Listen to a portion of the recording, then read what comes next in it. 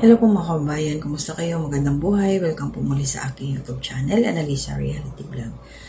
Yung aking ibibigay na reaksyon or sariling opinion ngayon, patungkol po dito nung naglipat bahay sila Kuya Buknoy Official. At nandoon nga ako si Pinuno Ka Business kasi marami ho ang nangyari dito mga kaganapan. Hindi lang ho sila naglipat, kundi may mga binira din si Pinuno Ka Business dito. Pero bago ko ituloy, nais ko kayong pasalamatan lahat to my silent viewers, new subscribers, mga nagla-like, nagko-comment at nagsishare po sa aking mga ginagawang reaction. Maraming salamat po sa inyo. Bahala na si Lord magbalik ng mga biyaya sa inyong pamilya na siksik, liglig at umaapaw. At please support na rin po natin ang ating Pinuno Ka Business Official, Papa Dins TV, and Ka Business Family. And also, kung makalimutan, ituloy ko na rin po ito. Please support nyo rin po ang aking mga kasama, mga reactors, Anime Reactors TV, Kalingap Turak, Taong Gala, Ma'am Fleurs Channel, Almeida Mix Vlog, and Katangay PLC. And also yung ating mga kagwangs po. Please, kilala nyo naman ho sila. Pero para po doon sa mga bago pa lang sa aking YouTube channel na hindi pa kilala kung sino yung mga kagwangs, sila po sina Kagwang Ito Official, Kagwang by Papaya Official, Kagwang Buknoy Official, Kagwang Bogi Official, Kagwang Brunok Official, at saka si Kagwang Bong Official. So yun po, proceed na tayo sa aking reaction. Ito nga dito sa paglilipat, ito tumulong na si Pinuno Ka Business. As in, nagpag-good vibes talaga sila. Bago pa man maghakot, may pinasayaw. Sino yung pinasayaw? Siya yung anak ni Ate Mingay, kasi nabanggit dito na Ate Mingay na itong time na to na naghakot sila, isang araw na nakalipas na na-upload yung video. So kinabukasan is birthday na nung bata. So biglang nabanggit yun ni Ate Mingay na timing yung paglilipat nila, pag punta dun sa bagong bahay nila is mayroong magsiselebrate ng birthday, parang ganun yun So, yung hindi pinalagpas ni Pinuno Ka Business yun. Nagkatuwaan, pinasayaw yung bata. Ano ba yung pangalan niya? Kuya Joshua? Tama ba yung pagkakapronounce ko? Joshua ba yun siya? Anak nilang lalaki. At ito na nga, dito, na-overwhelm yung bata, napaiyak siya. Umiyak talaga siya dahil sa ginawa ni Pinuno Ka Business. Anong ginawa ni Pinuno? Biniro nga muna, binigyan ng coins. Tapos, inabutan niya ng pa-birthday cash. 1,000 yata yun. Doon naiyak yung bata sa sobrang tuwa niya. Kasi ayon niya sa kanya na first time daw niya nakatanggap ng ganong regalo. First time niya. Kasi siyempre nga naman, alam naman natin yung sitwasyon din nila. At Kuya Buknoy, may mga pinapaaral din. Diba? May mga college sila O, mga elementary. College na ba si Dodong ba yung? Basta may mga estudyante si Kuya Buknoy. Kaya tipid-tipid din yan. Pagdating doon sa handaan, may mga nabasa kong comment. Akala nila yung bata naghahanap ng handa kada birthday. Siguro hindi naman. Yung time lang na yun na sabi nga niya, lagi siyang kada birthday niya walang natatapat na wala talagang panghanda. Natatapat. Kasi naalala ko dati yung nahandaan nila yung babae. Ano ba yung bunsong babae nila na isa? Si Kia, yun, nahandaan yun. Nakapaghanda yun sila dati. Pero itong bata na ito, yung si Joshua, siguro talaga ito nga, hindi siya nakaranas na may ganon. Hindi rin natin alam kung kahit pa cake lang meron. Kasi ito, share ko lang konti sa akin kasi sa pamilya ko, sa mga anak ko, malayo ako sa kanila. So, kada may birthday, wala rin handa-handa. Pero, sinisikap kong kahit cake lang ay mayroon akong maibigay sa aking anak. Kasi, doon lang masaya na sila Simpleng ganun lang. At least naalala mo na, meron silang yung araw na yun ay special para sa kanila. Kaya hindi pwedeng walang cake. Kahit maliit lang yan, magbo-blow sila ng candle. Ganun ang aking ginagawa.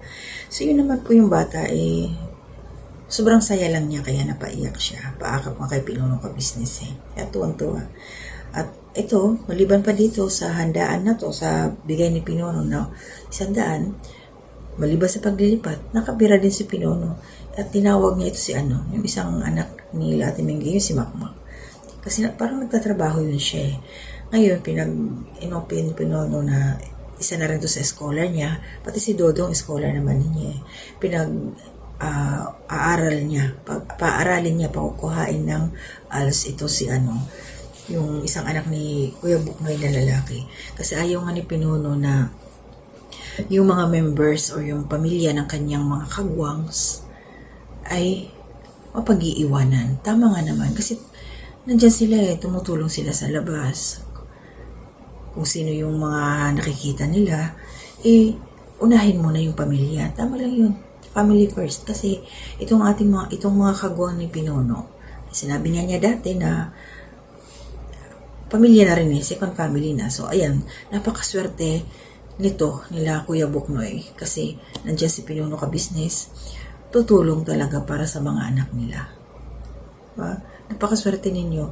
Sabi nga ni Pinuno, aanin niya yung revenue niya sa kanyang YouTube channel kung hindi naman niya doon yung madadala sa langit yun kung sakasakaling gano'n, lahat naman tayo papunta doon. Kaya lang, gusto niya talaga na mabigyan ng magandang kinabukasan din yung pamilya ng kanyang mga kagwangs. Kasi si Kuya Buknoy, alam naman natin na survivor siya sa kanyang cancer. So, napakaswerte talaga kasi hindi nga sila binababayaan ni Pinuno. Full support pa rin sila. Siguro kung gawa na yung yung Falcon, baka doon yan sila lahat nagtambakan. Doon na sila, hindi na sila mangungupahan. Pero sana, kasi may YouTube channel na sila, sana makaipon din sila Kuya Buknoy na magkaroon din sila ng sarili nilang bahay, lupa na hindi na uupahan. Sa kanila na talaga. May nabasa pala ako sa isang comment dito. Hindi ko na nakuha yung pangalan. Sabi niya, akala daw niya sa Maynila, meron yung mga rent to own. Meron din naman po siguro sa mga ibang subdivision. Meron din yan. Kaya lang, mahal din talaga. Milyonis na. Ang hirap talaga dyan sa city ng mga bahay at lupa. Pag sa probinsya, makakabili ka ng 100,000, may 100 square meter ka na. Pero pag dyan sa lugar na yan, mahirap po. Nasa city kasi. So, ayun, yun sa paglilipat nila, si Pinuno naging kargador. Grabe. Kakaiba, di ba? Sa bagay, sabi niya, sanay daw naman siyang magbuhat nung kabataan niya. Kargador siya. So, good vibes. Ang dami. Dami nila nagtulong-tulong doon. Mga kagwangs, yung mga kasag nandoon din. Kaya napakaswerte talaga ni Kuya Buknoy na yung paglilipat nila, bagong lipat lang to sila lipat na naman. Kasi ayun nga, hindi maganda yung napuntahan nila ngayon. May ahas nga daw. Tapos problemado, binabaha sila. Kaya ito yung pinakamahirap sa lahat, yung maglilipat ka, nakakapagod. Yung kung titingnan mo yung pag-iimpake lang ng mga gamit, sobra. Impake mo, tapos pagdating nyo sa lilipatan, aris na naman. Ang hirap talaga. Kaya naranasan ko rin po kasi mangupahan kami. Bago pa lang ako may asawa. Tapos yung nagkaroon ako ng 2 anak. Dahil nangungupahan kami, hindi talaga ako namimili ng kung ano-ano mga gamit. Yung mga gamit sa bahay na mga appliances, hindi talaga. Kung ano lang yung kailangan namin, yun lang. Kasi iniisip ko, hindi naman kami permanente doon Ang hirap po yan magbuhat-buhat ng mga gamit. Tama na yung meron kaming gamit sa kusina, panluto, tapos mga damit namin, tapos meron kaming mahihigaan, okay na yun. Mamimili ka ng maraming gamit dyan na kung ano-ano na pag naglipat kayo, minsan hindi madadala, tapos ang gagawin, ibebenta. Isa sa pinakaayaw ko talaga mga kababayan, ka-business at kapapi, yung bibili ka ng gamit, gagamitin nyo sa bahay, tapos ibebenta mo. Nabubuisit ako sa ganun. Ayoko ng ganun. Gagalit talaga ako. Ayoko ng ganun na meron kang gamit sa bahay, tapos ibebenta mo. Ayoko talaga. Parang ang malas ng ganun. Maliban na lang, magbebenta ka na, bibilin mo, halimbawa, ibabay ang sale mo, na pag galing ka dun sa tindahan, halimbawa, nagpunta ka sa mall, o bibili ka ng isang item, na ito ibabay ang sale ko to, okay lang yon kasi pang negosyo talaga. Pero kung ginamit nyo na sa bahay mo, sa bahay ninyo, sa akin, ayoko talaga na magbebenta ng gamit. Bahalang ipamigay ko na lang, pero ayoko talaga, iwan ko. Ibibigay ko na lang, pero hindi ako magbebenta. Kasi nakakamalas, para sa akin malas yun Magbebenta ka ng mga gamit sa bahay. Parang, pakiramdam ko lalong pag nagbenta ka ng ginamit mo na, parang lalo kang maghihirap para sa akin.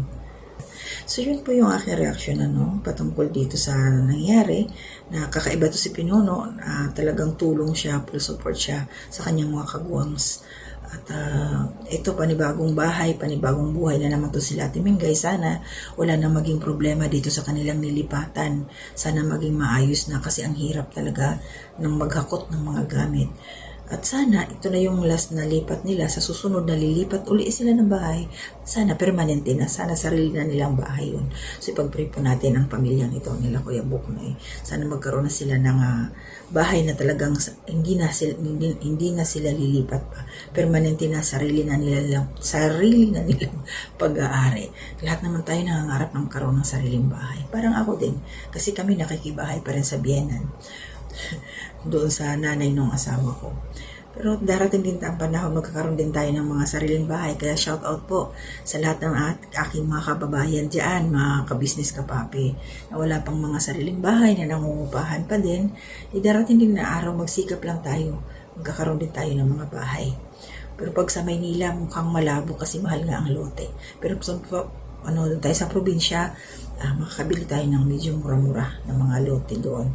Pero sa lugar namin, mahal na rin kasi 2,500 square meter, yung mga ganun. Nandun na yun sa medyo sulok-sulok na. Pag nandyan ka sa commercial area, mahal na rin po. Pero pag doon ka sa mga bukid-bukid, mura pa yung lupa. So meron ako nabasa ditong comment.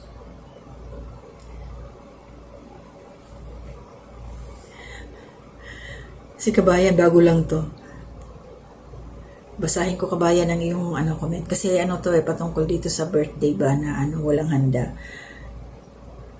Si Pangyaw. Sandali po babasahin ko. Pangyaw, Igorot. Hay Kabayan na Ilocano. Ito sa Igorot siya. Saan kaya to banda? Ifugao? Sabi niya, buhay pa man kami simula bata kami na walang handa-handa. Kaya wag sanayin ang mga bata sa handaan sa birthday kung kulang sa budget. Tama naman po. Tama po yun na kasi noong unang mga panahon, sapat na sa atin yung iba nga nagsisimba lang, titirik ng kandila, pasalamat at buhay. Diba? Pasalamat lang, healthy, walang problema. Kaya okay na yun. Kasi ito, yung mga bata kasi ngayon hindi maiwasan na nakikita sa iba na may mga handa palagi kada birthday, kaya ang iba gumagaya. Pero nasa magulang po yun. Nasa magulang yun kung paano mo sasabihin sa anak mo, maging open lang tayo sa mga bata na ito lang ang kaya natin, pagpasensyahan mo na natin, ito lang, tiisan natin to, ganun lang. Kasi ito, share ko lang po mga kababayan, kabisnes kapapi. Importante ko sa pamilya, sa mga anak, na alam nila kung magkano lang ang kinikita o sinisweldo natin para hindi ho sila maghanap. Kasi mga bata yan, kung ano yung makikita nila sa labas, mag-aalbroto pupunta sa'yo. Bakit gusto ko ng ganito, yung mga gusto-gusto nila. Makikita nila yan Kaya hanggat maaari, kailangan alam nila kung magkano yung sinisweldo natin, nanay, tatay, at alam nila kung ano yung budget natin, nakikita nila yung mga importante nakalatag dyan, at makikita nila kung may sobra o wala para hindi sila maghanap. Charge to my own experience, ganun po kasi ako Ngayon, real time, yung nagbabudget sa sahod ko, yung anak ko, binibigay ko sa kanya, o anak, ito yung sweldo ko, tingnan mo dyan kung ano yung mga kailangan, mga bayaran, lahat-lahat, siya yung nagbabudget. Kaya alam nila, pinapasa doon sa mga anak ko, lahat-lahat yun, nakikita nila kung ano yung kaya lang namin. Kung meron silang kailangan, at talagang kailangan na sa school, yun ang uunahin. Yung mga hindi pa kailangan, medyo makakaya pang mag-antay, so dito muna nakapila yan. Kaya ganun. So dito sa batang ito, na nag-birthday, na umiyak siya, hindi naman siya naghahanap. Kaya lang, yun nga, sa sobrang katuwaan umiyak. Ito si Kabayan Pangyaw, Igorot. Ito yung sabi nga niya huwag daw sanayin yung mga bata na may handaan. Tama din naman yun. Basta lang, pag meron, kahit yung sabi ko kanina, pa-cake lang o kaya pansit, pwede na ho yun. Tapos kung walang-wala talaga, wag na. At mali ho yung mahandaan mo lang yung anak mo, mangungutang ka. Mali po yun. Sana yung iba, kasi yung iba marami pa bongga. Kasi birthday. yung pala inutang yung panggastos o kaya inasa sa ninong at ninang. May mga ganun talaga, di ba? Mag-real talk ba tayo dito? May iba dyan sasabihin, Mare, pare, yung inaanak mo magbe-birthday na, ikaw yung bahala sa ganito, ganon. O di ba? Nakakahiya naman yung ganon, no? Huwag naman sana. Kung ano lang yung kaya natin na magulang, yun lang ang ibigay. Kung wala, di wala. Paliwanag sa bata. Magsanayin sa luho kasi hindi sa lahat ng oras at panahon yun malakas tayo. Kaya tama po ito si Ma'am Kabayan Pangyaw Igorot. Ay, Yasho pala yung pangalan ng bata. Ito may may comment dito si Ma'am Lalaine. Babasahin ko po, shoutout po Ma'am Lalaine, last na po ito. Mag-bye-bye na po ako. Sabi ni Ma'am Lalaine Flores, kasi may sinagot siyang comment dito si Alicia de los Trinos. Sabi ni Ma'am Lalaine, bakit si Papa ka business dapat magturo? Okay. Kasi sinabi pala dito na turuan daw ni Pinuno ka business yung mga bata na tungkol doon sa mga handa-handa. Hindi naman talaga si ka-business ang magtuturo no, kundi yung mga magulang. Si Kuya Buknoy at saka si Ate Mingay. Saka nasa nasa pagpapalaki ng mga bata. Wag natin sanayin yung mga anak natin na gano'n na laging sa time na halimbawa may mga okasyon meron sila. Hindi naman pwedeng laging gano'n ang takbo ng panahon, di ba? Kaya sa'yo, Yasho, happy birthday na lang. Basta malasug lang kayo, buong pamilya, okay na yun. At salamat kahit na paano inabutan ka na Pinuno ka business ng iyong cash gift. At nasabi naman ni Pinuno na dahil nandyan na kayo ngayon, member na kayo ng ka-business family, ay iba na yung buhay ninyo. Mabago na talaga. Kaya pasalamat tayo sa ka-business. So yun lang po yung aking reaction ngayon. Patungkol lang doon sa batang ito na nag-birthday at saka yung sa paglilipat ng pamilya ni Kuya Buknoy. And shout out po, maraming salamat. Ma'am Maria Luisa Cartalaba, good morning po. Ate Marilyn, good morning din po. Shout out. And Ate Marilyn, Ma'am Marilyn Cabanilla, good morning po. Salamat sa support. Kabayan na si Pascual, good morning. Kabayan Julia Pardalis Vlog, shout out po. Ate Nenet Recta, good morning din po. Kabayan Christine Baya Alba yun. Okay, good morning po. At si Kabayan Jessie Lucas, good morning po. Maraming salamat po sa patuloy na suporta ninyo sa amin. So ito lang muna yung aking reaction ngayon. Mag-iingat po tayong lahat at lagi hong mag-pray para sa gabay ng ating Panginoon at more blessings po sa bawat isa. Mag-iingat po tayo and to God be the glory.